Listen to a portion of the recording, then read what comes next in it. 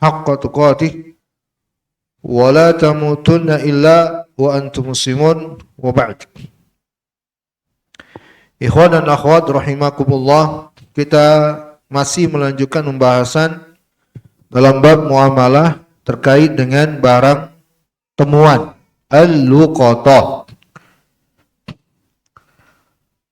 Kita sampai kepada mas'alatul tsalisah, permasalahan yang ketiga. Tapi sebelum masuk ke permasalahan yang ketiga ini, teman-teman, barakallahu fikum, saya ingin mengulang sedikit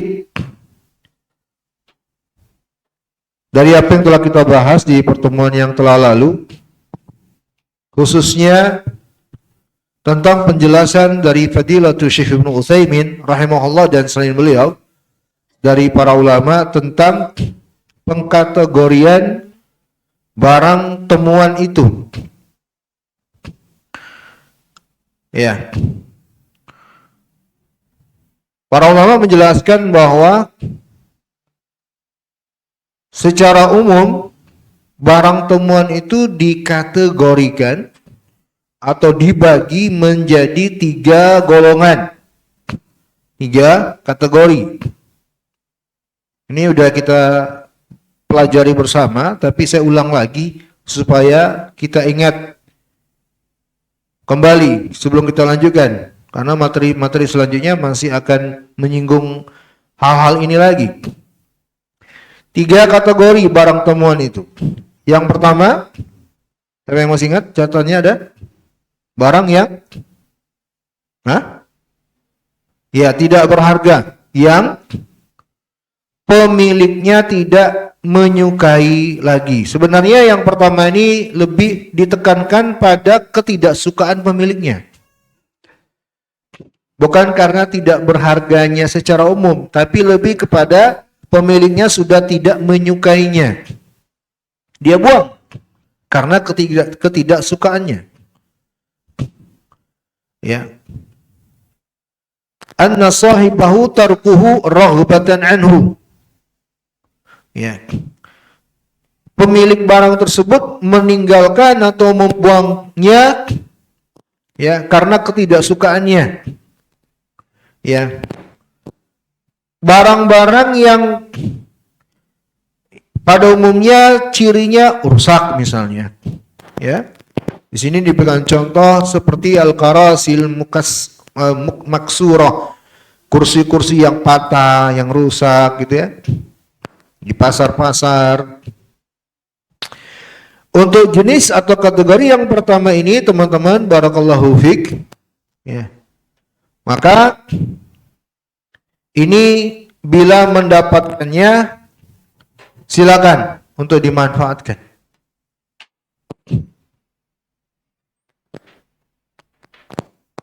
Ya.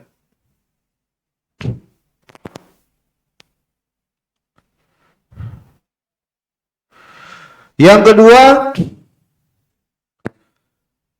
kategori yang kedua, barang-barang yang secara umum memang tidak bernilai menurut kebanyakan orang. Memang tidak bernilai menurut kebanyakan orang. Ya.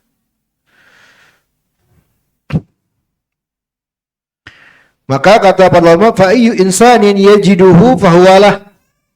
Maka siapa saja yang mendapatkan jenis barang yang memang tidak bernilai seperti ini, silakan diambil, dia manfaatkan. Jenis yang ketiga, barang yang berharga menurut kebanyakan orang. Yang ketiga, yang berharga menurut kebanyakan orang.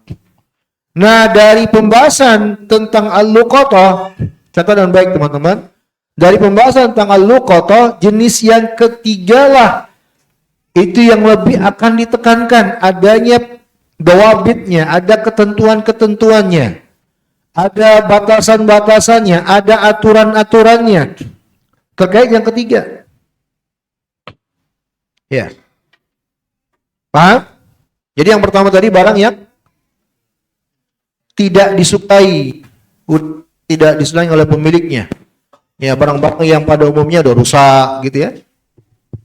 Yang kedua, barang yang tidak berharga, tidak bernilai menurut kebanyakan orang. Yang ketiga, barang yang berharga menurut kebanyakan orang. Nah, pembahasan selanjutnya masih mengulang ini dan sudah saya bahas di pertemuan yang lalu. Menurut kebanyakan orang, ini yang kita bahas tentang narasi menurut kebanyakan orang dengan tanda petik. Menurut kebanyakan orang ini patokannya apa? Ya. Kalimat menurut kebanyakan orang. Ya, atau disebut oleh para ulama dengan istilah apa? Patokannya apa? Ya. Karena kalau kita mengukur kepada kebanyakan orang itu ternyata orang kaya, tentu beda dengan kebanyakan orang itu kalau miskin. Kan beda tuh. 2.000 rupiah. Kalau 2.000 ini di kebanyakan orang kita jadikan sebagai barometer patokan yang notabene-nya orang miskin pasti berharga. Ya enggak? Kalau kebanyakan orang yang kita inginkan tersebut adalah orang miskin, maka berharga itu 2.000. Ya. Lihat tuh orang tukang parkir. Kalau nggak dikasih marah itu. 2.000 menunjukkan bahwa berharga 2.000 itu bagi mereka. Nah, ini bahasanya kebanyakan orang atau itu patokannya apa? Kita udah bahas kemarin ya. Jadi patokannya menurut dengan mengacu 3 hal. Apa 3 hal itu? Kondisi, tempat, apa? Komunitas. Nah, catat dengan baik. Kondisi barangnya. Yang kedua, tempat atau lingkungan di mana berada. Yang ketiga, komunitas. Komunitas itu kelompok orangnya itu gimana? Jadi barang temuan itu disesuaikan dengan dengan 3 ukuran ini. Kebiasaan setempat barang tersebut. Ya kalau kondisinya begini-begini gimana? Makanya Syekh Ibnu Utsaimin memberikan contoh mobil yang rusak misalnya. Mobil yang rusak itu masih harus melihat kondisi. Nggak langsung serta-merta dia menjadi lukotoh yang bisa diambil, enggak. Tergantung kondisi. Ya. Ada barang teman-teman barakallahu fikum berharga. HP ini berharga nih. Tapi ketika HP namanya HP tapi rusak, pecah layarnya. Itu mungkin sudah tidak berharga lagi. Karena kondisi. Nama barangnya HP. Yang notabene-nya HP itu sesuatu yang berharga. Tapi karena kondisinya rusak, nggak berharga. Yang kedua apa tadi? Tempat, lingkungan. Ya, tempat atau lingkungan. Itu beda. Lingkungan, suatu lingkungan, ya, di mana kita berada, Depok aja nih. Depok dengan Sawangan mungkin ada pandangan yang berbeda tentang suatu barang. Beda mungkin. Apalagi kalau semakin jauh jarak tempat itu. Beda lagi. Ya, kayak di Yaman yang saya pernah di sana. Selongsong peluru itu biasa banget di sana. Coba di sini. Luar biasa itu pasti. Jadi berita itu viral itu. Ditemukan di KTB ada selongsong peluru. Cuma satu itu. Ributnya kemana-mana itu pasti. Oh di Yaman itu nggak masalah, di mana-mana kayak kacang goreng, kayak kulit kacang di pinggir jalan banyak selongsong peluru. Karena tempat yang berbeda, maka anggapannya berbeda. Yang ketiga apa?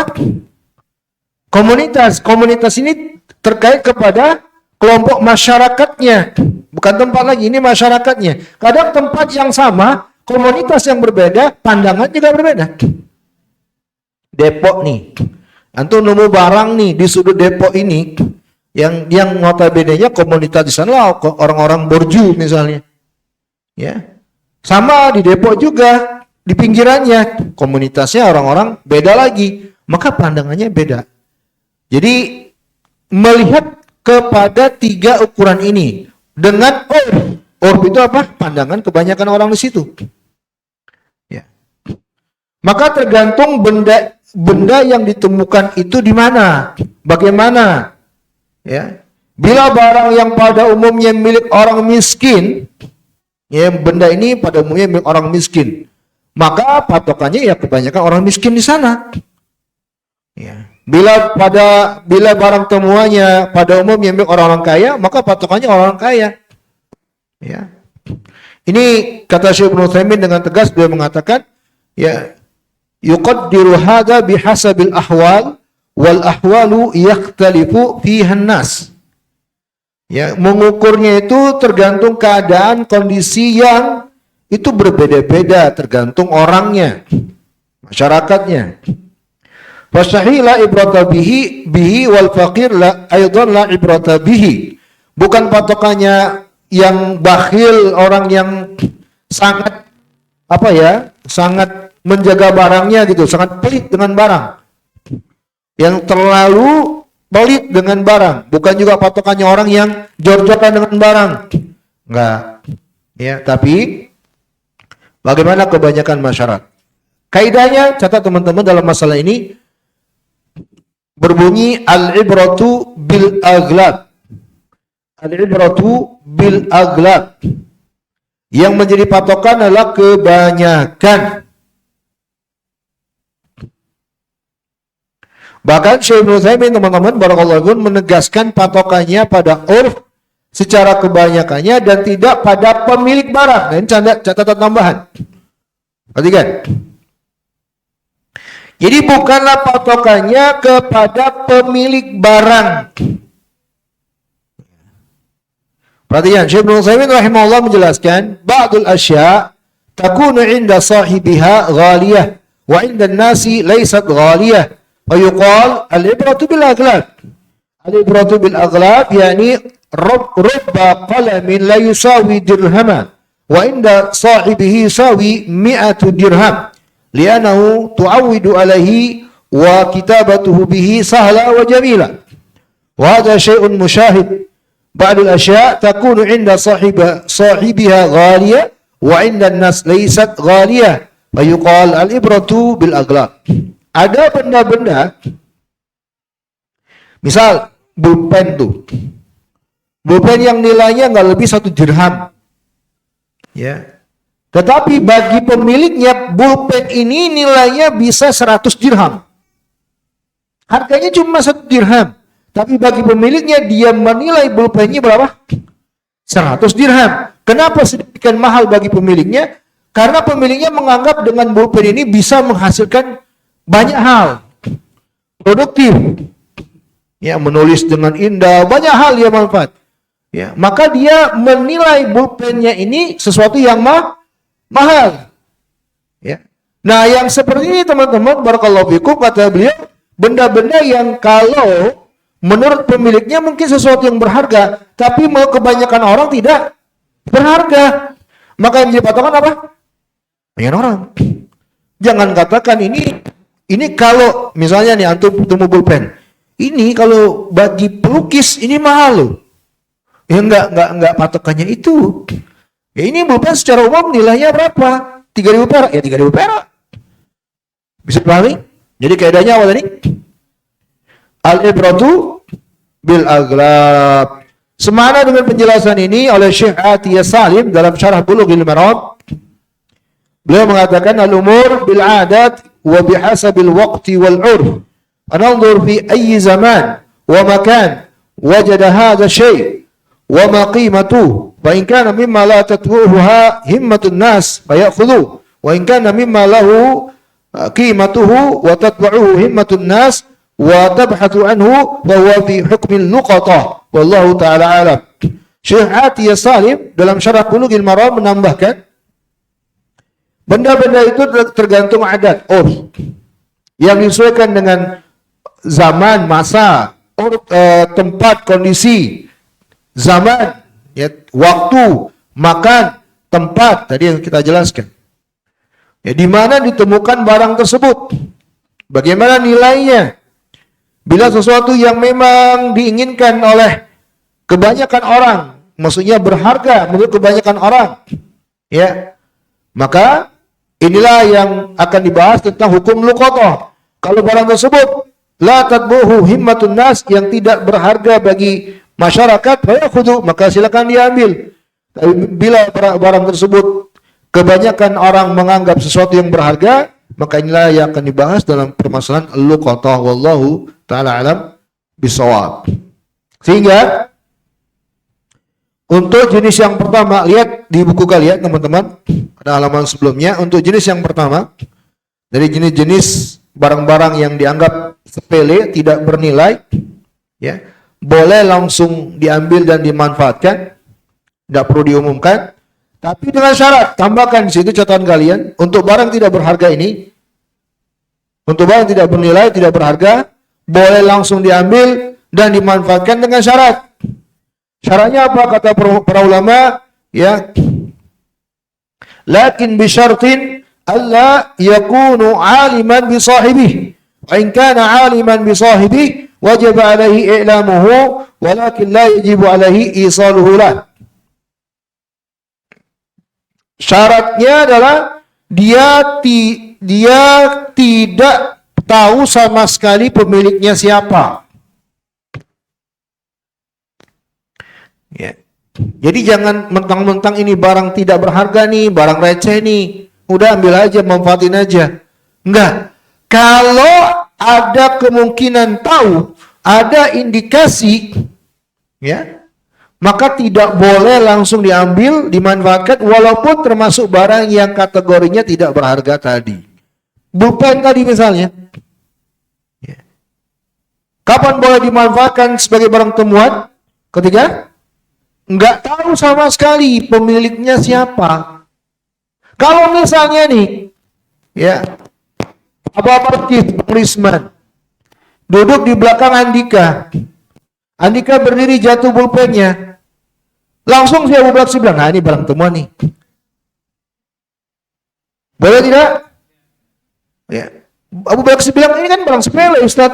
Nggak berharga ini, pulpen cuma 2.000, 3.000. Iya betul, kalau kategorinya barang apa? Tidak berharga. Ya, termasuk kategori tidak berharga dia, tidak bernilai. Tapi karena dia tahu, bahkan ada indikasi kuat, pemiliknya siapa, nggak boleh diambil. Paham teman-teman? Ingat ya. Hah? Diambilin, kasih ya, betul, bagus. Ambil, kasih. Ingat teman-teman, dalam Islam itu, ya, barang milik seorang muslim itu sangat-sangat berharga. Tidak boleh untuk diambil tanpa alasan yang dibenarkan. La yahillu malum ri'im muslim illa bitibi nafsihi. Tidak halal harta benda milik seorang muslim untuk diambil kecuali dengan kerelaan jiwanya, dirinya. Mau sepele apapun, tidak boleh. Ya, ini pendidikan dari Allah dan Rasulnya untuk hamba-hambanya, kaum muslimin, ya, memiliki jiwa yang wara. Saya ingat kisah ulama besar di kalangan mazhab Syafi'iyah. Lupa saya nama persisnya. Ya. Dan seingat saya pernah sampaikan di majelis yang ketika berjalan itu tercacar uangnya, tapi dia nggak sadar.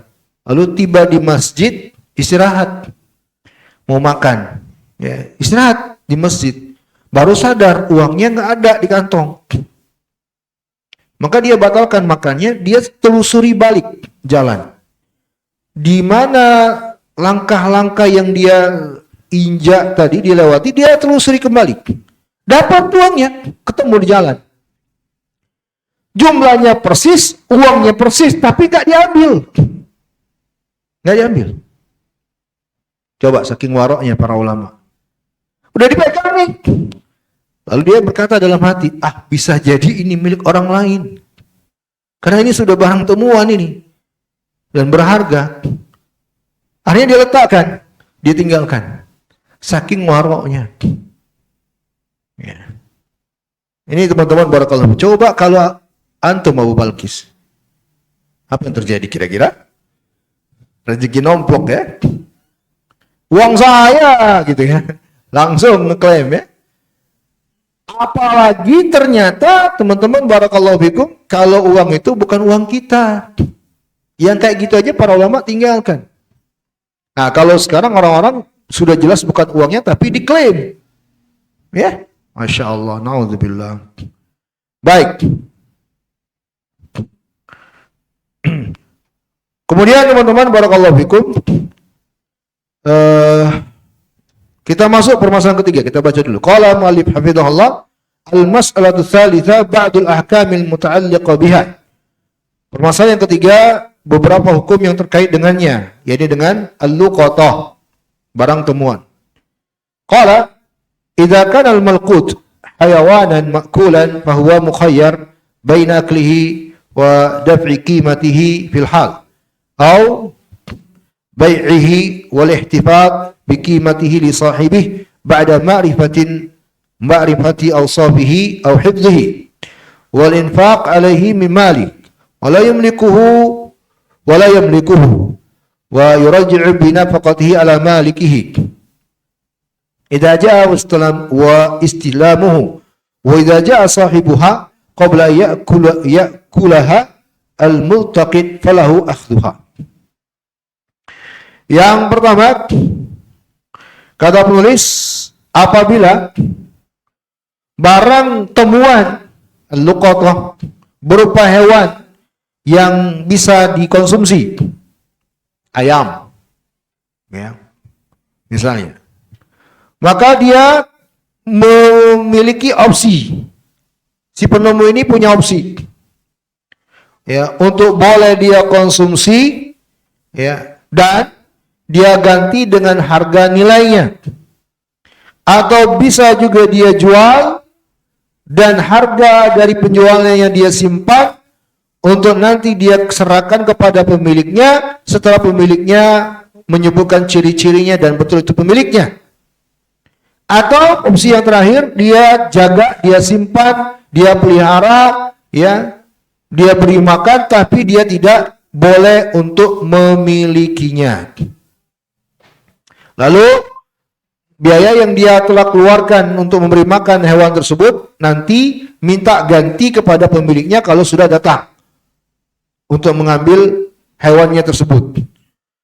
Maka bila pemiliknya telah datang, sebelum hewan yang dia temukan itu dia konsumsi, maka dia ambil, silakan. Ya. Baik, ini barang temuan berupa hewan. Ya, dan ini jarang ya. Kalau di masyarakat umum rasanya nggak akan ada orang mengatakan, nih ayam saya temukan loh ya. Nggak ada ya. Bebek nih saya temuin, ini bebek temuan ini. Nggak ada. Karena kebiasaan masyarakat. Nah ini tadi kembali kepada urf. Pembahasan ini kan mungkin aja berlaku di tempat lain. Kalau di Indonesia nggak akan berlaku ini. Nggak akan ada ceritanya barang temuan itu berupa ayam, bebek. Karena memang kebiasaan masyarakat Indonesia di mana-mana ayam, bebek itu dilepas kemana-mana, ya kan? Ya, dan tidaklah dikatakan barang hewan temuan kalau ada yang nangkepnya. Ya, ngajak berantem itu. Kalau ada yang kayak gitu. Qala ats-tsani, yang kedua, idza kana al-malqut mimma yukhsha fasaduhu kal fakiha fal multaqit akluhu wa daf'u qimatihi limalikihi aw bai'uhu wa hifdzu thamanihi hatta ya'tiya malikuhu. Yang kedua, bila barang yang ditemukan itu berupa sesuatu makanan yang cepat rusak, dikhawatirkan cepat rusaknya. Semisal buah-buahan. Ya, semisal buah-buahan yang cepat rusak, jeruk misalnya, pisang misalnya. Maka penemunya udah gas langsung makan. Mana Bang Udin? Udah izin. Tapi lihat kata penulis, dan dia bayar harganya kepada pemiliknya. Ya, lihat nih. Atau menjualnya dan menyimpan harganya sampai pemiliknya datang.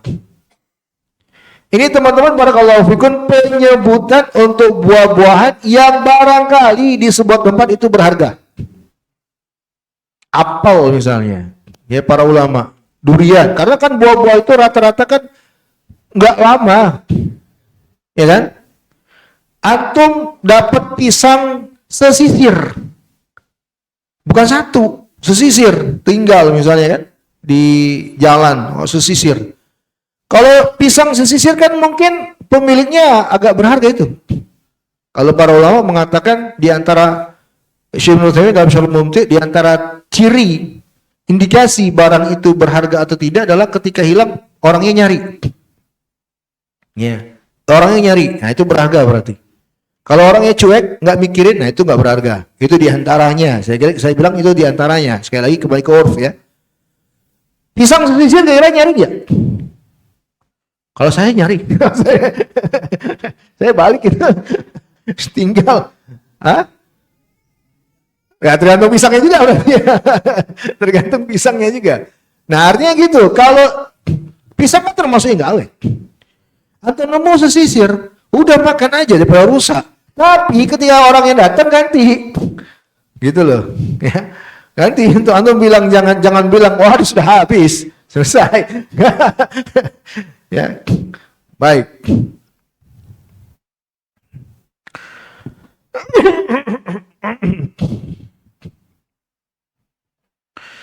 Para ulama mengatakan barakallahu fikum ya untuk barang-barang yang tidak awet seperti ini ya.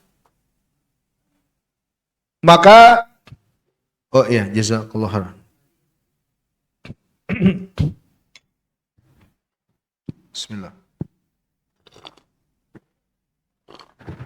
Alhamdulillah. Makan sesuatu yang berharga dan tidak awet. Dia berharga tapi tidak awet. Kan bisa ada ya. Bisa jadi ada kan gitu ya. Karena kan kembali ke urf. Seperti tadi saya bilang. Patokan kita dalam masalah luqata ini urf memang. Ya, maka dibahas seperti ini. Karena memang ada kemungkinan gitu. Potensi itu. Ketemu makanan barang. Ketemu ini berupa makanan yang gak awet. Dan dia berharga. Misalnya kue tart gitu. Berharga kan? Betul gak sih? Kue tart satu loyang gitu antum. Temu, nggak ada pemiliknya.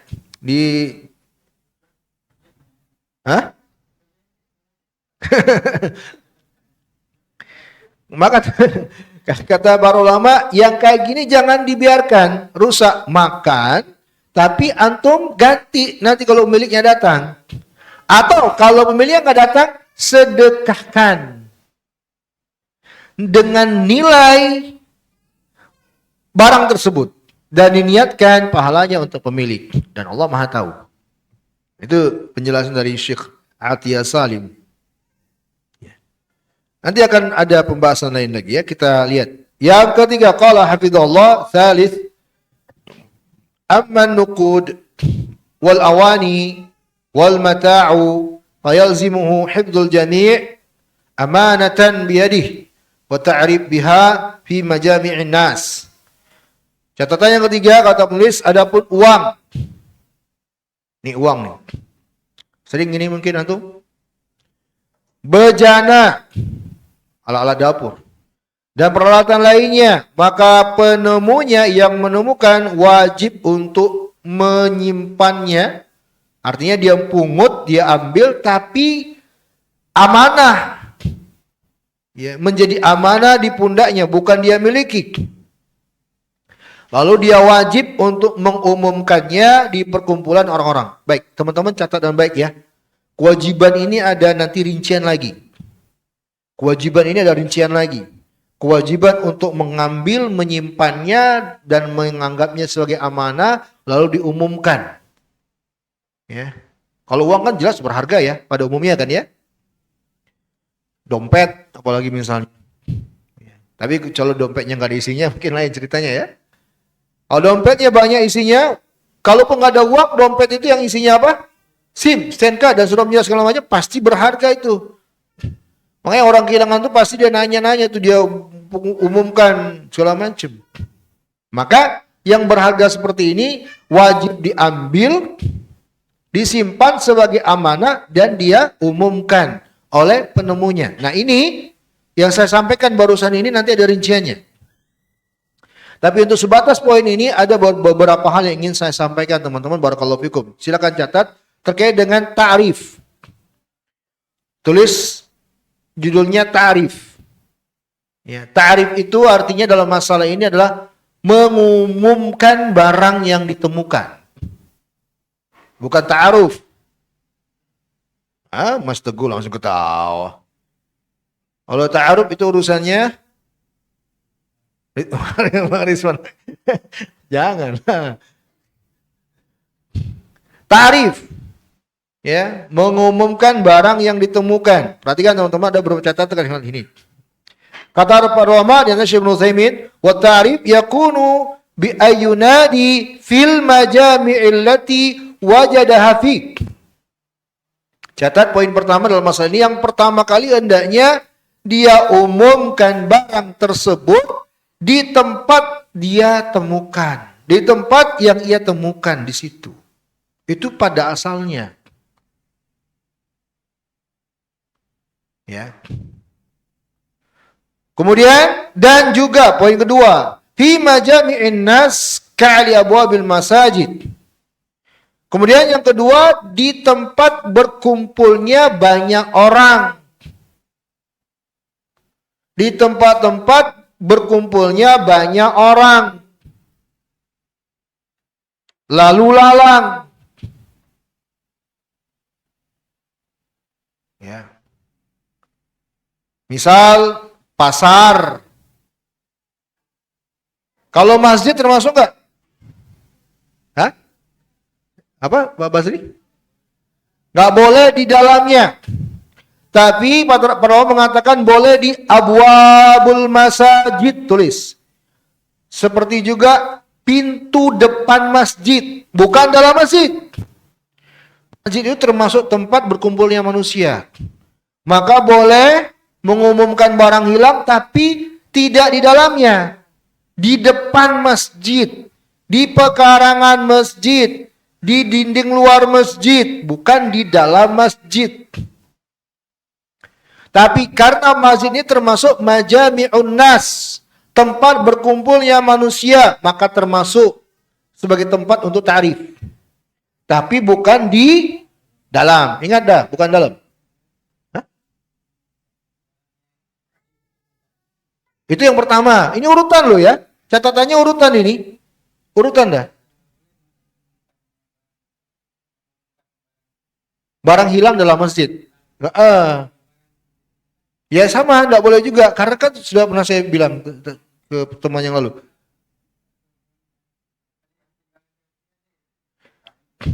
Nah, di sini disebut oleh para ulama. Perhatikan nih, saya sebutkan penjelasan Syekh Ibnu Utsaimin. Ya, wa ta'rif, perhatikan teman-teman. Perhatikan, ini Syekh Ibnu Utsaimin. Wa ta'rif la yakunu dakhilul masjid. Syekh Ibnu Utsaimin. Wa ta'rif la yakunu dakhilul masjid. Tarif, apa tarif tadi? Mengumumkan barang temuan.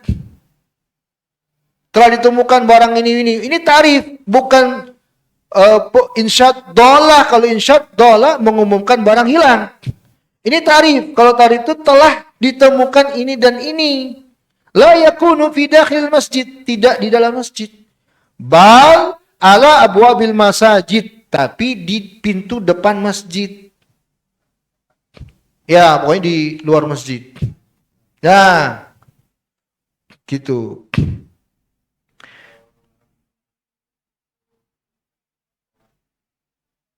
Ya, di luar juga, di luar. Ya, di luar, di luar. Di luar, tidak dalam masjid, nggak boleh.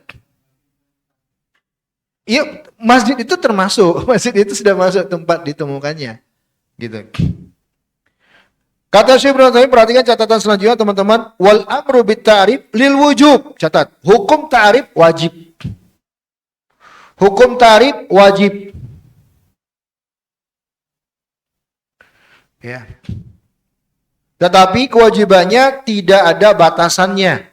Artinya wajibnya bukan hanya malam saja, siang, enggak.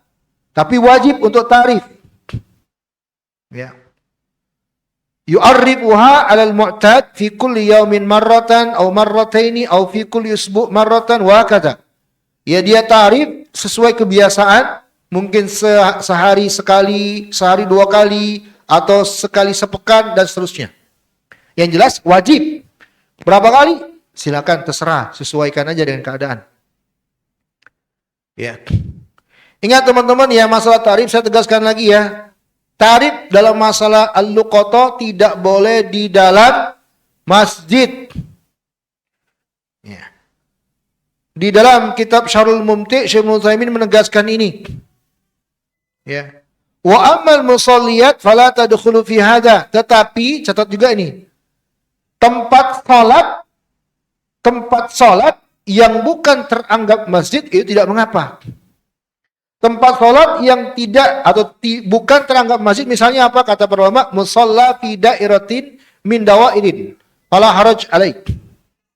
Tempat-tempat salat yang biasa di kantor-kantor. Itu nggak masuk dalam larangan ini.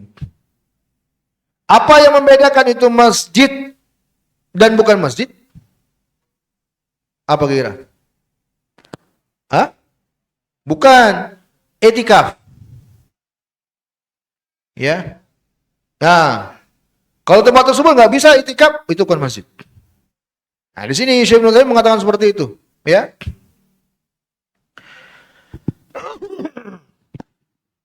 Li'anna hadha al-musalla laysa masjidan wa lihadha la yasihu fihi al-i'tikaf. Tempat-tempat salat seperti itu enggak dianggap sebagai masjid karena tidak sah i'tikaf di situ. Ya. Di antara sebab enggak boleh i'tikafnya karena tempat-tempat itu kan tidak ditegakkan salat 5 waktu setiap saat. Hanya kalau orang kerja aja gitu kan. Betul enggak? Ya, kalau ada aktif pekerjaan aja itu dipakai. Bukan setiap hari. Nah kayak gini nggak bisa itikaf. Nggak bisa seperti itu itikaf. Itikaf itu di masjid yang tegak salat 5 waktu. Ya, setiap hari di sana. Nah itu namanya itikaf. Maka musola seperti itu nggak mengapa. Istilah kita musola ya. Maka kalau seandainya ingin tarif terkait dengan masjid sebagai majami'un nas, sebagai tempat berkumpulnya manusia, maka di pintu masjid. Ya. Baik. Teman-teman barakallahu fikum, larangan ini kata Syekh Ibnu Utsaimin karena terkait dengan hadis. Hadisnya memang bunyinya idza sami'tum man yanshudu dhalatan fil masjid faqulu lahu la raddahallahu alaik. Kalau ada di antara kalian yang mendengar ada orang yang mengumumkan ada yang hilang di dalam masjid, maka ucapkan doa semoga Allah tidak mengembalikan barangmu. Hadis ini memang terkait orang yang kehilangan barang. Nah, kalau kita membiasakan mengumumkan ada barang ditemukan, maka orang yang kehilangan akan minta diumumkan. Oleh karena itulah tidak boleh mengumumkan barang ditemukan. Sebab mengumumkan barang ditemukan itu akan mengundang orang minta diumumkan. Barangnya hilang. Paham teman-teman? Oleh karena itulah tidak dibolehkan. Walaupun mengumumkan barang ditemukan. Telah ditemukan, ini dan ini, dalam masjid nggak usah. Kalau mau, bisikin aja oleh pengurusnya terhadap jamaah yang hadir di dalam tersebut. Hah? Serah terimanya? Oh yang nggak apa? Bukan baik kan? Bukan jual beli. Nggak apa-apa. Akad aja boleh. Ta'aruf lagi nih kaitannya nih.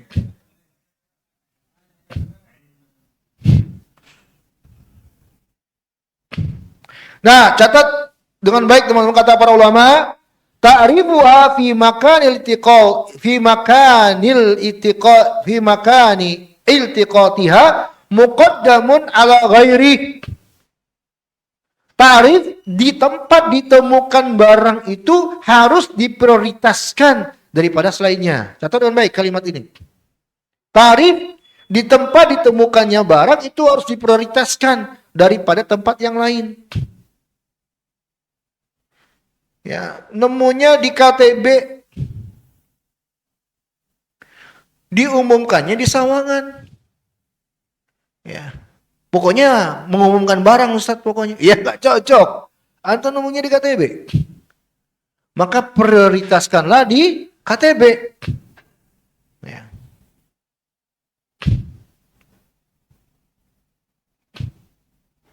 Kemudian barulah urutan tadi yang telah kita sebutkan, yaitu di tempat-tempat berkumpulnya manusia.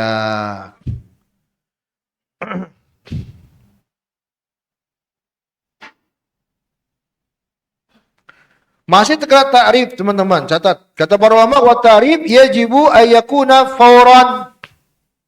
Falau akharahu fahuwa athimun wa yadmanuha dhamana ghasabin. Kata para ulama, ta'rif hukumnya wajib untuk disegerakan. Fauron, disegerakan. Kalau dia tunda, dia dosa. Karena wajib. Nggak boleh nunda. Segera.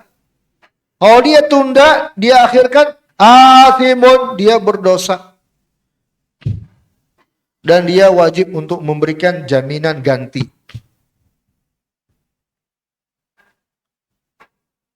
Ini semua ketentuan, teman-teman, nanti ada konsekuensi ya. Catat dulu dengan baik. Nanti ada konsekuensinya. Perhatikan dengan baik.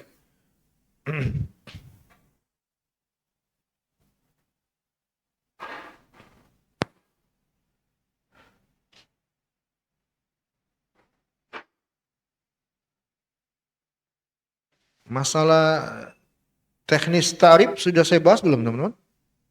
Hah? Belum? Bagaimana tarif? Kefiahnya, teknis tarifnya sudah belum? Belum?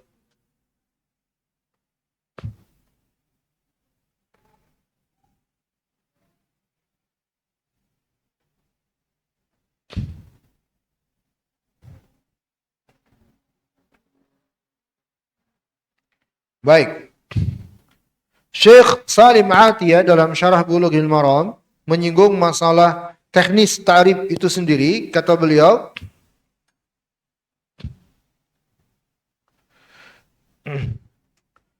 yumkinu kadzalik ay yaquma biwad'il i'lanat ala jidaran al-majalat wa nahwi dzalik wa tanubu wasail i'lam al-mukhtalifa fi waqtina al-hadir an at-ta'rif bi majami'in nas. Bisa dilakukan dengan diumumkan, ya, menulis pengumuman di dinding-dinding, di majalah-majalah dan yang semisalnya, atau dengan media-media sosial yang beraneka ragam seperti yang ada di zaman kita sekarang ini untuk ta'rif kepada khalayak ramai. Jadi secara teknis ta'rif itu ada caranya adalah dengan segala cara yang terpublikasikanlah informasi itu. Ya. Dengan segala cara yang terpublikasikanlah cara. Artinya jangan menganggap ta'rif kalau cuma satu komunitas doang. Antum nemu barang nih di sini di depan KTB. Ya. Ta'rif itu di majami'in nas kepada khalayak. Antum jangan cuma ngomong sama kita yang ada di musola di sini. Ya. Umumkan. Kalau bisa tulis di situ, tempel kertas di situ, telah ditemukan di sini. Hah? Kertas aja ditempel di dinding itu misalnya. Ya. Jadi terpublikasikan secara luas. Ya. Ini tarif, teman-teman, barakallahu fikum, dalam masalah barang temuan. Sekali lagi ya, nanti ada konsekuensi. Ya, tentang barang temuan ini. Insya Allah akan kita sebutkan nanti. Jam berapa ini? Belum bisa ya? Yang keempat, qala hafizahullah, la yajuzu akhdul luqatah illa idza amana ala nafsihi wa minha wastata'a ay yu'arrif biha. Li'anna ta'rif bil luqatati wajibun فإذا التقطها يعرف صفاتها ثم يعرف سنة كاملة وذلك بالمنادات عليها في مجامع الناس فإن جاء صاحبها ووصفها بما يطابق صفاتها دبها إليه فإن لم يأتي صاحبها بعد تعريفها عاما كاملا تكون ملكا له. Ini masalah lain. Perhatikan teman-teman. Kata penulis Hafizahullah yang keempat, tidak boleh, perhatikan, tidak boleh serta-merta menganggap memiliki luqatah. Ya, tidak boleh serta-merta langsung menganggap ya memiliki al-luqatah barang temuan tersebut. Ini kita udah bahas tentang barang yang tidak berharga lagi ya. Bukan barang tidak berharga lagi ya. Luqata ini kepada barang yang bernilai, berharga. Jadi dia boleh langsung serta-merta menganggap memiliki luqata tersebut. Tidak boleh. Perhatikan teman-teman, lihat di buku garis bawahi. Dan tidak boleh, kata penulis, mengambil, memungut al-luqata tersebut kecuali bagi dia yang yakin dia aman, tidak memperturutkan hawa nafsunya, tidak terfitnah dengan barang temuan tersebut. Ya. Terfitnah bagaimana? Catat dengan baik, ketika dia tidak mampu menjalankan ketentuan terkait dengan luqata. Ya. Kalau dia tidak bisa menjalankan ketentuan terkait dengan luqata, maka dia termasuk orang yang terfitnah. Tidak boleh, nggak usah dipungut. Kata penulis, lihat ya ketentuan luqata, beliau singgung di sini.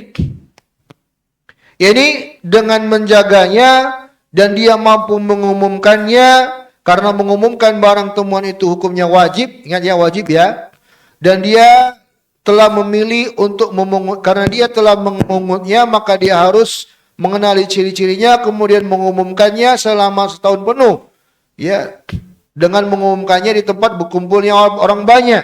Lalu bila pemiliknya datang dan mampu menyebutkan ciri-ciri sesuai dengan barang tersebut, maka dia harus menyerahkan kembali kepada pemiliknya.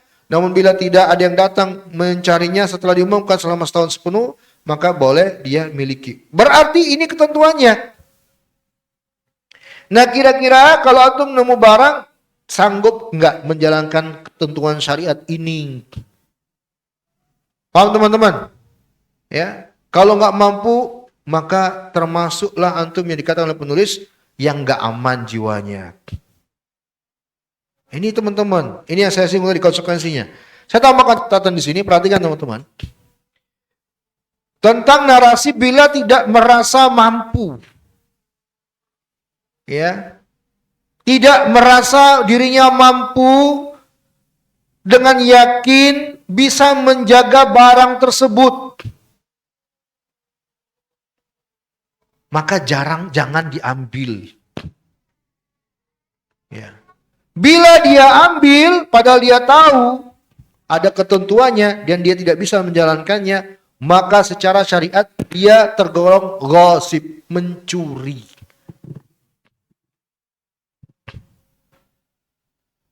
Ya, lihat syariat. Barang temuan itu ada ketentuannya. Enggak seenak udel gitu aja langsung barang temuan.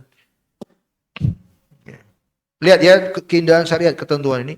Barang-barang hilang milik kaum muslimin itu kalau masyarakat kita punya ilmu agama sedetail ini, aman barang-barang itu. Pasti kembali kepada pemiliknya. Ya. Ya, saya jelaskan sedikit ya sebelum kita tutup malam ini. Sudah terdengar adzan. Poin ini aja nih saya tambahkan. Kata Syekh Ibnu Utsaimin rahimahullah, yuhramu alaik idza lam ya'man nafsahu ala dhalik.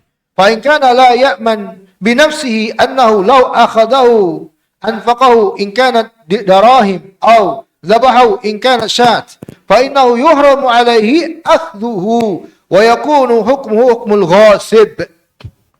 Haram atau Syekh Ibnu Utsaimin hukumnya ya kalau dia tidak merasa yakin dirinya terhadap yang namanya barang temuan dengan ketentuannya.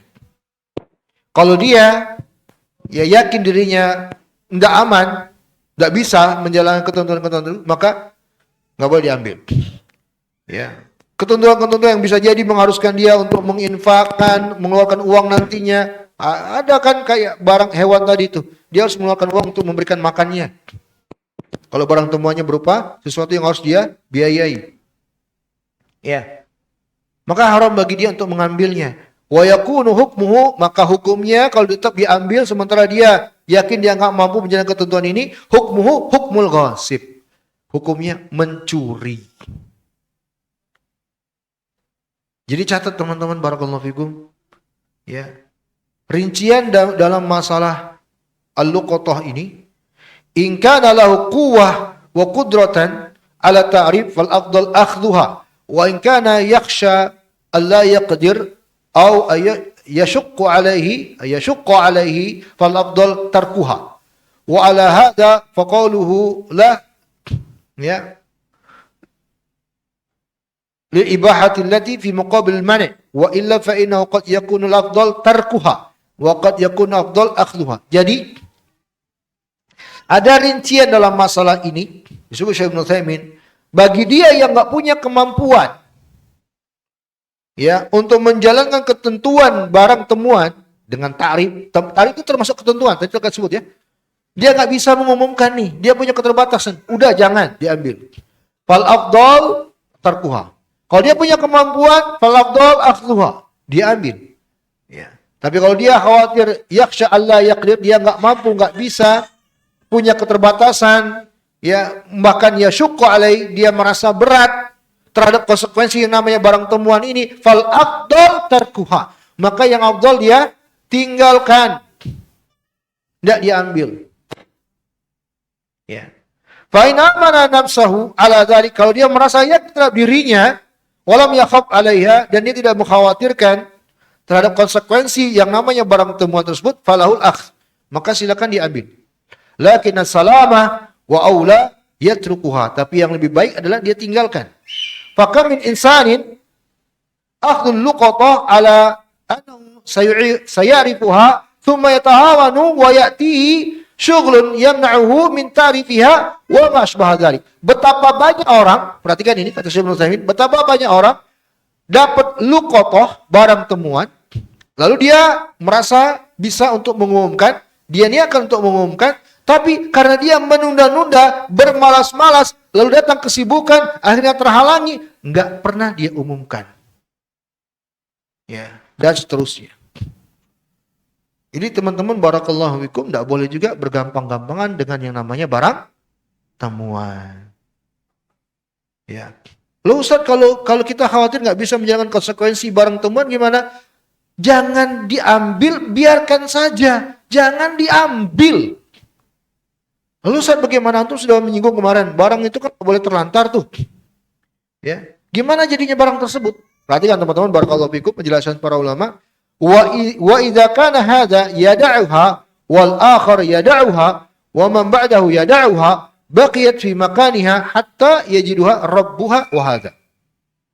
Kalau masyarakat kita sadar, punya kesadaran ini, ya, maka barang tersebut akan dibiarkan di tempatnya.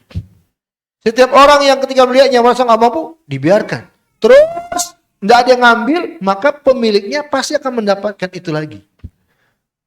Betul nggak? Potensi pemiliknya mendapatkannya kembali itu terjadi besar.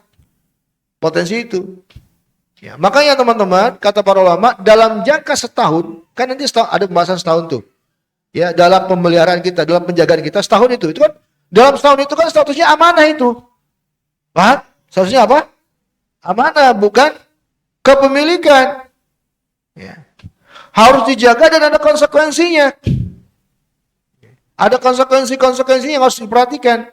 Ya, di antaranya para ulama menjelaskan, in talafa qabla al-haul ya bita'addi minhu fa alaihi ad-dhaman. Selama setahun, nah ini ketentuan dari barang temuan. Selama setahun itu sudah diambil, ada bersama dia, selama setahun bersamanya dia, barang itu kalau rusak karena kelalaiannya, maka dia wajib mengembalikan dan mengganti. Ini konsekuensi barang temuan. Dia wajib kembalikan yang rusak itu dan wajib lagi apa? Ganti. Senilai itu. Ya. Tapi kalau bighairi ta'addin, bukan karena kelalaiannya, rusak dengan sendirinya, fala dhamana alaih. Enggak ada gantinya, enggak ada gantinya, dia kembalikan aja. Nah, ini konsekuensi yang namanya luqatah, barang temuan itu. Ya. Bila telah lewat setahun, maka tidak ada ganti rugi. Ya, baik. Jadi teman-teman barakallahu fikum, ada pendidikan edukasi yang disebut dengan sikap warok. Ya, sikap warok lah termasuk sikap terpujinya hamba-hamba Allah. dari seluruh para nabi dan rasul dan orang-orang yang saleh sehingga Allah memuliakan mereka. Waro. Waro itu tidak bergampang-gampangan mengambil hak orang lain. Ya, menjaga diri dari sesuatu yang membahayakan kelak di akhirat. Ini waro.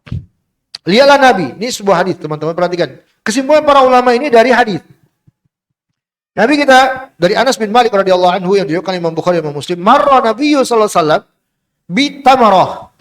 bitamratin fi tariq faqala laula anni akhafu an takunu min as-sadaqah la akaltuha. Kata Anas bin Malik, Nabi itu pernah berjalan melewati sebuah jalan lalu nemu tamrah, sebiji kurma. Sebiji kurma, satu biji kurma, satu kurma. Ya, di jalan. Maka Nabi bersabda, laula anni akhaf, kalau bukan karena kekhawatiran. Lihat. Nabi menjadikan waroknya beliau. Kalau bukan karena khawatir ini adalah kurma sedekah, aku ambil, aku makan. Tapi karena Nabi khawatir, takut waroknya beliau, maka beliau nggak ambil. Padahal kurma termasuk berharga atau tidak berharga? Hah? Tidak berharga, satu biji kurma. Tapi karena waroknya Nabi alaihi salatu wasalam. Nah, disinilah diambil tentang warok dalam al-luqatah. Dan ketentuan tadi yang telah kita sebutkan. Jadi ini Nabi alaihi salatu wasalam. Tapi jangan kita ambil hukum dari hadis ini aja. Karena Nabi itu kan terkait dengan sedekah ya. Nabi kan nggak makan sedekah. Ya, Nabi nggak makan sedekah. Nah, kekhawatiran beliau lah yang menghalangi beliau untuk mengambil kurma tersebut. Jadi sisi bendalanya lah khawatirnya beliau itu yang menjadi warok. Kalau masalah barang yang tidak bernilai tersebut untuk diambil, tadi telah kita sebutkan di beberapa pembahasan, itu juga ada hadis yang lain. Hadis dari Ummu Salamah radhiyallahu anha, annaha wajadat tamratan fit tariq, fa akhadatha fa akalatha wa qalat innallaha la yuhibbul fasad. Yani law tarakatha la fasadat. Ummu Salamah radhiyallahu anha pernah nemu kurma, satu kurma di jalanan. Maka beliau radhiyallahu anha ambil dan makan. Maka beliau ditanya kenapa begitu? Waqalat, beliau menjawab innallaha la yuhibbul fasad. Sesungguhnya Allah tidak menyukai kerusakan-kerusakan pada barang. Ini yang telah kita jelaskan. Nah, ini untuk barang yang tidak berharga tadi, ambil silakan makan. Paham? Ini dalilnya. Adapun tentang masalah warak tadi, hadis tentang Anas tadi. Jadi jangan salah pendalilan. Paham teman-teman? Jadi jangan gunakan hadis Nabi tentang Nabi nggak makan kurma tadi untuk kalau barang tidak berharga berarti nggak boleh diambil juga. Bukan itu di situ. Itu dalil untuk apa? Waroknya Nabi. Kenapa Nabi tidak ngambil kurma? Karena takut sedekahnya. Nah, itulah waroknya Nabi. Kalau masalah barang yang tidak berharga boleh langsung diambil dan dimakan, itu dia hadis Ummu Salamah yang baru kita baca. Karena waktu membatasi, masih ada rincian lain teman-teman. Barakallahu fikum, insyaallah akan kita lanjutkan di pertemuan yang akan datang. Ini al-luqatah butuh beberapa kali pertemuan ya. Tapi saya yakin ini penting ya, insyaallah untuk kita semua. Betul nggak? Penting nggak? Ya, apalagi yang sering ketemu barang-barang nih.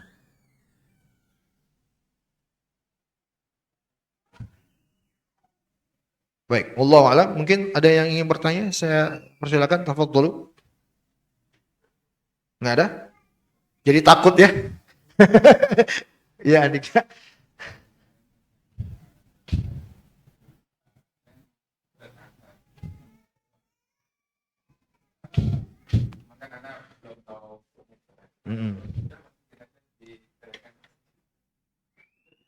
Uangnya berapa?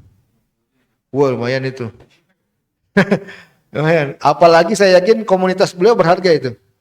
Ya kan? Komunitas kita kan insya Allah sama lah. Kayak kita ini kan 50.000 itu sesuatu yang berharga. Bismillah.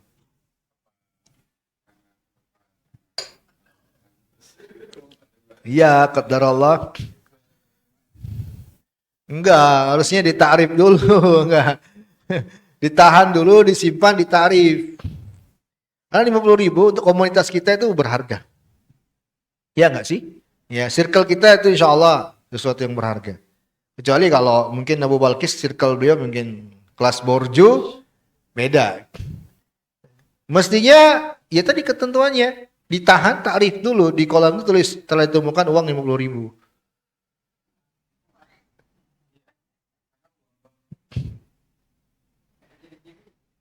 Gimana supaya tidak langsung orang banyak mengaku? Gimana caranya? Telah ditemukan uang mungkin kasih space nilai antara 40.000 sampai 80.000.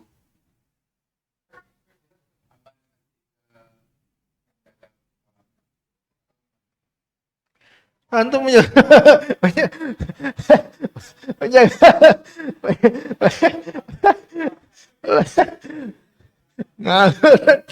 ngawur lagi itu. Enak banget menjaga kolamnya. Iya iya aja itu dia. Enggak, kita simpan, jaga, diumumkan mestinya. Lama itu sudah lama atau baru? Setahun lebih. Nah, kalau antum masih punya kelapangan, saran anak coba takrif aja. Takrif aja. Tapi anak bingung caranya gimana? Para ulama juga menentukan loh, caranya itu jangan langsung memberikan tafsir rincian benda, karena kalau gitu caranya akan banyak yang ngaku. Nah, sekarang kalau kayak gitu gimana caranya? Ya mungkin bisa jadi. Usahakan lu takrif. Usahakan lu takrif. Ya antum 50.000 walaupun ya bagi kita berharga dan tidak begitu besar, tapi kan membahayakan akhirat kita. Ya, jadi saran anak takrif aja. Kalau ada grup teman-teman anak antum, nah di grup juga telah temukan uang nih di kolam, mungkin ada yang merasa hilang. Umum ya, di kolam itu aja langsung kasih tulis, tempel di ada tempat pengumuman di situ. Udah, usahakan dulu. Ya mudah-mudahan gak ada yang ngaku gitu ya, aman itu sudah ya. Karena itu sudah infakkan. Itu bukan urusan kita, urusan kita. Terserah dia. Iya, itu dosa dia kalau emang dia cuma ngaku doang. Tapi tadi jangan juga terbuka lebar untuk orang mengaku-ngaku. Jadi caranya tadi ya telah memberikan duit aja gitu. Ya, pokoknya caranya jangan langsung tafsir kata para ulama, langsung detail gitu. Usahakan aja. Ya Allah alam. Ada lagi? Betul.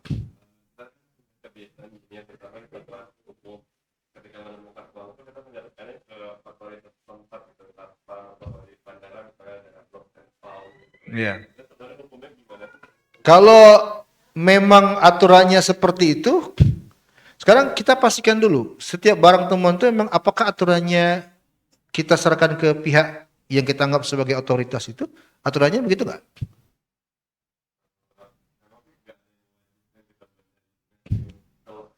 Iya, ya betul. Sebenarnya bukan hanya bandara, airport, di tempat-tempat umum itu memang kebiasaannya begitu. Di mall juga begitu kan. Tinggal kalau memang itu sudah menjadi gitu ya, kebiasaan setempat, begitu caranya ya udah silakan. Yang urusan mereka itu. Ya nggak masalah juga bagi kitanya. Tapi yang menjadi masalah adalah kalau itu bukan sebuah aturan, maka potensinya adalah kita membuat orang berbuat dosa. Itu jangan sampai terjadi. Yang kita anggap petugas ini, padahal nggak ada kewajiban nih menyerahkan barang temuan ini kepada petugas. Ya, kita serahkan. Dia yang tidak akan menjalankan tarif dan segala ketentuan tadi, dosa kita. Khawatirnya. Tapi kalau kita serahkan petugas dan kita tahu petugas ini pada umumnya kebiasaannya dia akan menjalankan ketentuan-ketentuan itu, mengumumkan. Biasanya gitu kan ya. Memang biasanya tempat umum itu pasti mengumumkan dia telah ditemukan segala macam. Ya udah bagusnya serahin aja selesai. Kita ya jelas karena begitu aturannya kan. Dan petugas ini memang akan menjalankan itu. Jadi tadi saya bilang kita berusaha dulu deh. Petugas ini kita bisa nggak nih kita prediksi? Ini kira petugas ini menjalankan ketentuan barang temuan nggak ya? Kira-kira nih. Itu aja coba kita usahakan. Kebiasaan di situ gimana sih? Kalau enggak, jangan langsung serta-merta mengatakan, udah serahin aja petugas. Kalau petugasnya nggak ada SOP-nya seperti itu, waduh, enak banget ya. Diserahin barang temuan, dia merasa tidak ada kewajiban untuk mengumumkan, habis itu. Dan saya khawatir kita ta'awun 'alal itsmi wal 'udwan, jatuh kepada tolong menolong perbuatan dosa. Jadi kita usahakan dulu aja petugas di tempat kita berada itu kira-kira akan menjalankan ketentuan barang temuan enggak sih? Itu aja sih. Usahakan. Kalau di bandara, di mall, saya yakin insya Allah kayaknya menjalankan itu deh. Ya nggak sih? Ya nggak? Betul? Nggak ada yang tahu. Hah? Iya juga ya kayaknya. Iya, betul, betul. Nah, kayaknya itu kebiasaannya begitu ya. Iya, betul, betul.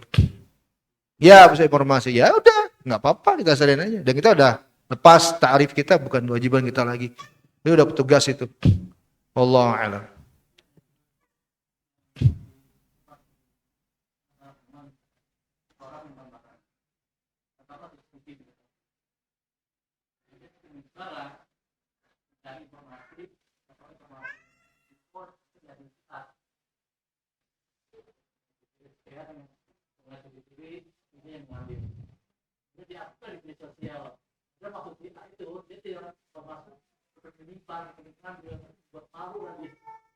Wah,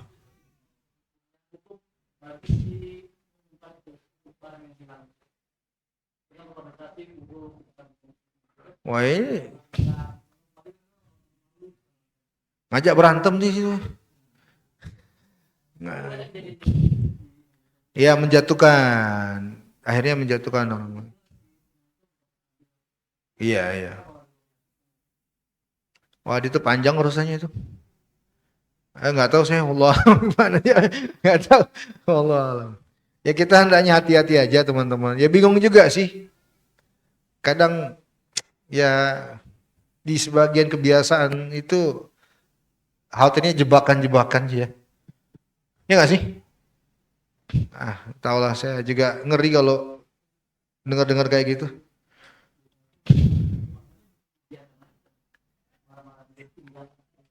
Ya tapi gini loh, kalau pembahasan para ulama, pembiaran itu karena waroknya kita di saat tidak bisa dan tidak mampu menjalankan konsekuensi lukotoh. Bukan karena, nah itu dia, ini lain hal Abah Haidar. Anak juga bingung jawabnya. Karena gini loh, kalau yang Anu sampaikan itu kan mungkin di tempat tertentu aja, ya kan? Di ya nggak semua tempat juga barangkali. Kayak ada informasi yang tersebar itu, ada yang menyebutkan hati-hati kalau barang temuan itu kadang isinya narkoba gitu kan ya. Jebakan ternyata. Nah itu kan juga gimana kita? Niat kayak gitu susah. Jawab gimana coba? Tapi kalau kita alasannya pembahasan ilmiah, jelas sudah kita bahas. Nah untuk barang kayak gini niatnya gimana kita menghindari? Serba salah kan? Buah si malakama lah istilahnya. Kita nggak mungkin meniatkan meninggalkannya takutnya barang narkoba. Gimana caranya coba? Identifikasinya kita susah banget. Betul gak sih? Jadi sangat samar kalau masalah. Jadi mungkin adalah pendekatannya yang kayak gini ini mungkin kasus gitu loh. Jadi kembali kepada kemampuan kita untuk identifikasi di mana tempat berada gitu ya. Lingkungan komunitasnya bagaimana. Nah, mungkin tuh kemampuan di situ yang kita harus lihat. Gitu. Kalau mau ditarik ke hukum ilmiah bingung juga. Anda nggak dapat penjelasan ulama untuk yang kayak gitu. Tapi itu sekali lagi kasus kan. Kasus gitu loh. Jadi ya kita berusaha aja mengidentifikasi lingkungan, kondisi komunitasnya tadi.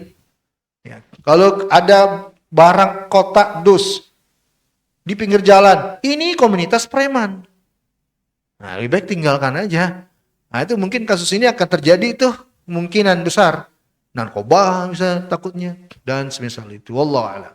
Ada lagi? Halo?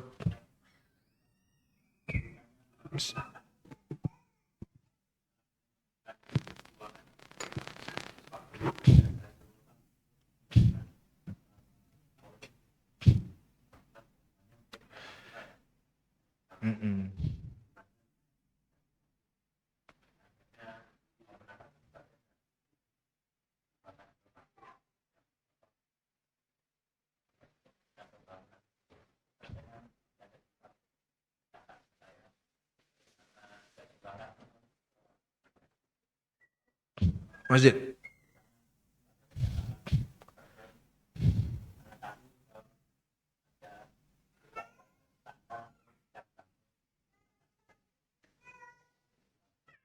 Ya intinya sedekah mas. Disedekahkan, ya nggak apa-apa.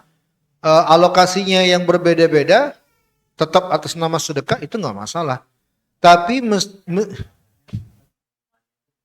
ya mungkin missnya di situ. Nah makanya kita belajar. Nah teman-teman, tujuan kita belajar ini. Mungkin selama ini kita nggak tahu ada kewajiban yang namanya ta'arif. Ya. Kita mungkin ala kadarnya ya kali ya. Nemu barang, aku nemu barang sama teman aja, cuma WA doang gitu. Nggak boleh. Itu ada ketentuannya. Nabi memerintahkan untuk mentakrif itu selama setahun. Nah tadi antum sudah mengatakan, berarti itu missnya antum kemarin, tidak optimal saudara antum itu takrifnya. Ya beristighfar, ya bertobat kepada Allah, mudah-mudahan Allah ampuni. Kemudian setelahnya setahun lewat, kemudian bersedekah, mestinya sedekah itu diniatkan pahalanya untuk pemilik barang. Gak apa-apa. Ya semoga Allah terima, Bang Mas besar. Nah, itu ada indikasi, Mas. Nama itu bisa nggak? Iya, tetap. Nggak ada. Misalnya dengan data nama bisa nggak kita lacak? Bisa, bisa. Nah, toko, iya betul. Nah, enggak alamat tokonya itu sendiri udah bisa kan? Iya. Ah, miss kita di situ.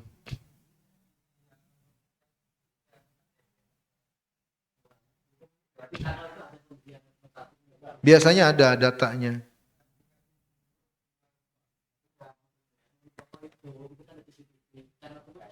Nah, bisa ya diurutkan. Betul. Yang jelas tarif teman-teman barakallahu fikum. Dan tadi ya dua Abu Sal lewat mitnya dua beliau. Pertama, beliau tidak memperhatikan yang tadi kita singgung korina, indikasi. Di situ ada indikasi, nama itu indikasi itu, korina. Ya, yang kedua tarif juga miss beliau di situ. Nah, ini dua hal. Al-luqatah nggak boleh lewat ini dua. Ya, nggak boleh.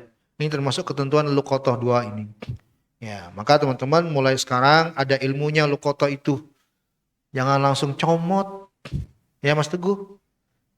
Anu nanya apa, Mas?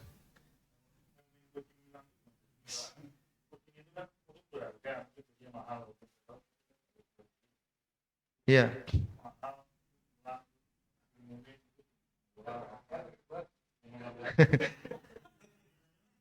Ya, kalau ya gitu. Ya, umumkan kalau kayak kucing Persia ya, Persia gitu, itu berharga itu. Bagi orang berharga. Ya, maka ke sana umumkan harus tarif. Dengan tarif itu berharga. Dah, bas. Kan kita nggak bicara jual belinya. Kita nggak bicara jual beli, tapi dia berharga gitu loh. Kalau bukan memang dijual beli, itu urusan dia. Kan milik dia sudah sekarang. Iya, yang punya.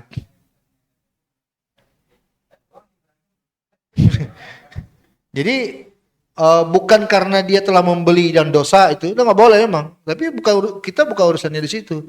Dia telah memilikinya gitu, sah dan hilang. Maka ya sudah kita umumkan kepada komunitas itu tentunya. Jangan di sini. Antum di sini nggak dicuekin antum. Wallahu alam. Sudah? Di luar ada yang mau tanya? Nggak ada? Ya, Pak Ahmad. Terakhir. Terakhir. Al-Luqata? Ah, iya betul. Heeh. Iya. Nah, itu nanti dibahas, ada. Ada maksudnya itu. Anak kecil yang dibahas. Iya, ada. Nanti akan kita bahas. Antum ikuti pada episode selanjutnya. Iya, di anak temuan. Oh,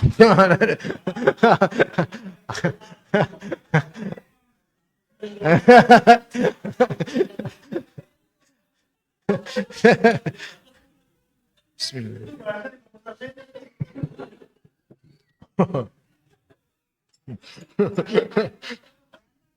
Baik. Insya Allah nanti disinggung di pertemuan selanjutnya.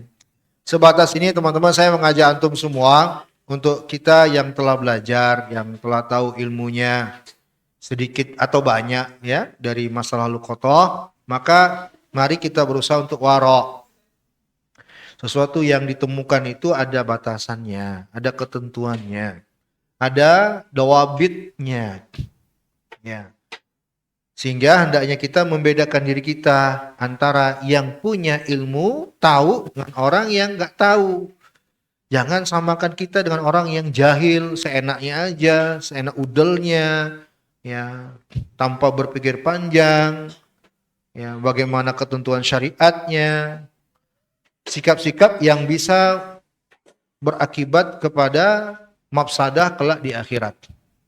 Ingat ya, pemilik itu bisa menuntut pada hari kiamat di hadapan Allah. Itu yang kita takutkan. Ya, pemilik itu. Dan Allah Maha Adil. Nabi pernah menjelaskan sesuatu, sebuah ilustrasi yang ilustrasi ini nggak masuk di logika kita. Tapi Nabi jelaskan untuk menerangkan betapa berharganya hak milik orang itu. La ta'uddunul huququ ila ahliya yaumal qiyamah. Akan dikembalikan hak-hak itu kepada pemiliknya pada hari kiamat. Sampai-sampai nanti akan didatangkan kambing yang telah patah tanduknya, menuntut di hadapan Allah kepada kambing yang telah mematahkan tanduknya. Kan kambing telah hewan itu nggak dihisap. Nggak ada hisapnya hewan. Tapi Nabi jelaskan untuk betapa tegasnya hukum syariat terkait dengan hak milik orang. Gitu loh. Paham? Paham gak teman-teman? Jadi untuk menjelaskan itu akan dikembalikan itu hak-hak itu pada hari kiamat. Maka pastikan pada diri kita ini gak ada milik orang lain yang kita ambil dengan zalim. Pada diri kita, pada rumah kita, pada keluarga kita. Jangan ada milik orang yang diambil dengan zalim. Allahul musta'an. Nah, ini teman-teman tujuan kita belajar luqathah ini. Karena permasalahan luqathah atau barang temuan itu oleh sebagian kita itu dianggap sepele. Ya karena yang namanya barang temuan gitu ya. Jadi seakan-akan nggak ada konsekuensinya gitu. Nggak ada kelanjutannya. Enggak. Dalam Islam sampai hari kiamat urusannya. Ya. Wallahu ta'ala alam bisawab. Kita cukup. Jazakumullah khairan. Barakallahu fikum. Subhanakallahumma wa bihamdika. Asyhadu an la ilaha illa anta astaghfiruka wa atubu ilaik. Walhamdulillah. Assalamualaikum warahmatullahi wabarakatuh.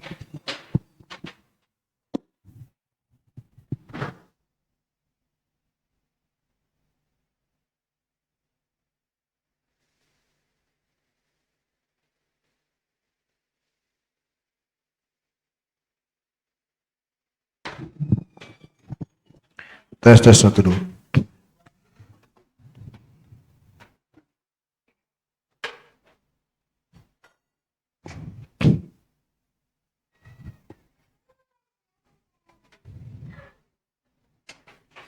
Langsung ngomong.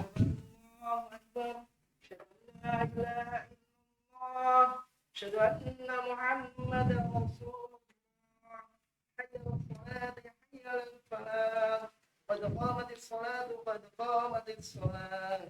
Allahu akbar.